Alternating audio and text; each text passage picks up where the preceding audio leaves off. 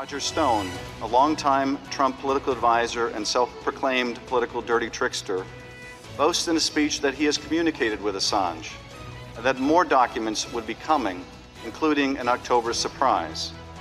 In the middle of August, he also communicates with a Russian cutout Guccifer II, and authors a Breitbart piece denying Guccifer's links to Russian intelligence. Then later in August, Stone does something truly remarkable when he predicts that John Podesta's personal emails will soon be published. Trust me, he says, it will soon be Podesta's time in the barrel. That is the top Democrat on the House Intelligence Committee raising questions at Monday's hearing about Trump associates and Russian interference in last year's campaign.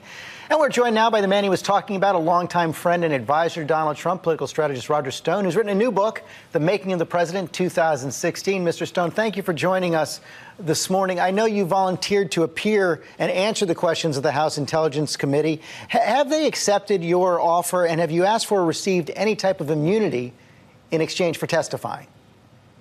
They have only confirmed that they received our offer to testify voluntarily, and I have requested that be in a public session because the three things that the gentleman from California, who's largely full of schiff, said are incorrect. I never made any reference to John Podesta's email.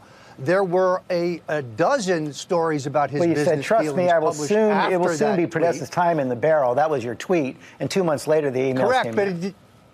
But George, does it say hashtag WikiLeaks, hashtag Assange? He said Stone predicted that his emails would be hacked. No, I didn't. I never said anything of the kind. We know that there's an active FBI investigation now as well. Have you been contacted by the FBI, you or your lawyers? Any requests for an interview or information? I have not. What I think you refer to is the surveillance that I'm under that was referred to on page 1 of the New York Times on January 20th. This is on the basis of no probable cause and no evidence whatsoever. The communication he refers to with Assange is through a mutual friend, an intermediary, as it were. I didn't admit this, I announced it. Secondarily, as I have said, the reference to Podesta is general, it is not specific. And by the way, he does have his time in the barrel shortly thereafter. You have also admitted this is a scandal in search of evidence. You've also admitted communications with this Guccifer II. What exactly did you discuss, and did you ever use encrypted apps like Signal or Telegram to communicate with Guccifer? No. In fact, the inference that my communication, actually my exchange with Guccifer II, which is entirely on Twitter, both public and private, and which I have now made entirely public, constitutes collusion with the Russians is absurd. Number one, I don't concede that Guccifer is a Russian agent. Go online. There are more theories about that. Our intelligence officials believe he was. I understand they also said there were that Hussein had weapons of mass destruction. Just because the intelligence services say something, as we know from history, does not make it true. So you're confident these investigations are going to turn up no information that contradicts your account? Well, let's finish with Guccifer. My communication with him is now entirely public.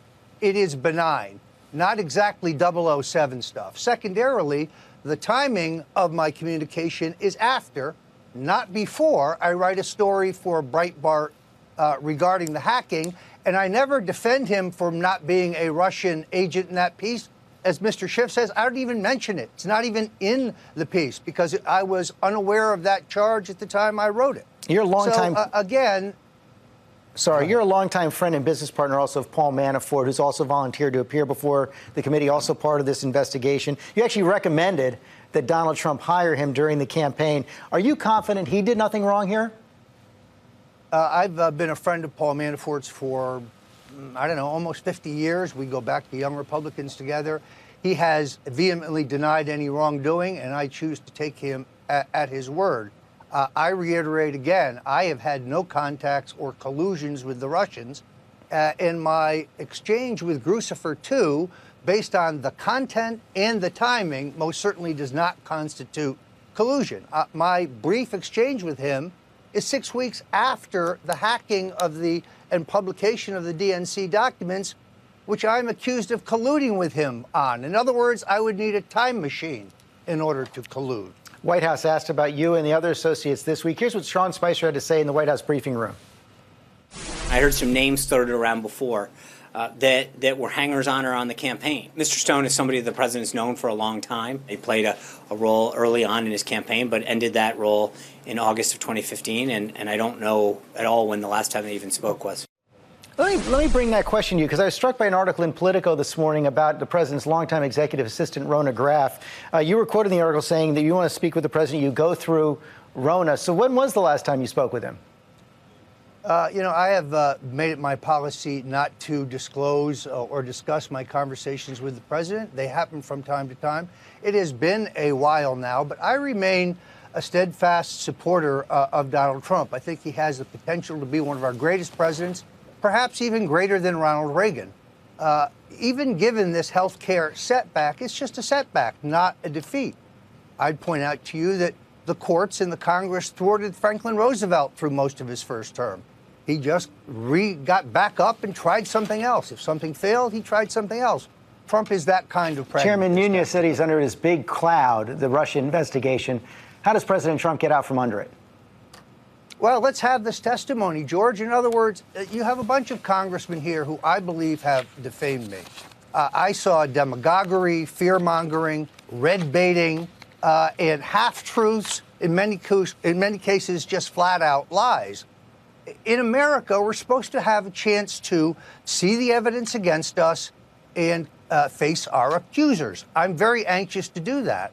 If Mr. Page and Mr. Manafort do the same thing, frankly, I think the whole Russian meme, which really starts as a Clinton campaign press release, is finally put to bed. There is no collusion, and at least none that I know about, in Donald Trump's campaign for president. We will be watching the hearings. We will be watching for your testimony. Mr. Stone, thanks for joining us this morning.